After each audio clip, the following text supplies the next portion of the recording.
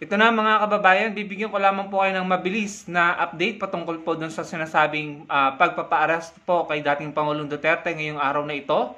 So, ibabahagi ko po sa inyo yung mga balitang nabasa ko. Sabi po dito sa Abante, DWAR Abante Radio, panoorin nakaantabay na ang mga tauhan ng Philippine National Police sa arrival area ng Ninoy Aquino International Airport Terminal 3 na nag-aantay sa pagdating ni dating Pangulong Rodrigo Duterte.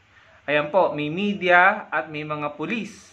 So kung maghanap man po mga kababayan, sana po ay magkaroon ng cooperation ng kampo po ni dating Pangulong Duterte o si dating Pangulong Duterte po mismo para maiwasan po ang gulo. No po, sana po magkaroon ng cooperation.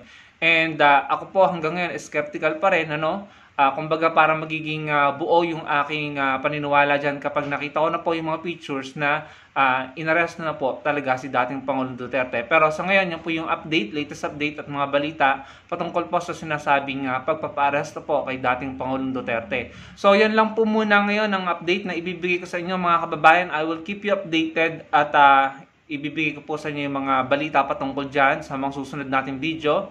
Sana po yung makapag-komento kayo at magkita-kita po tayo sa susunod kong video. Salamat po.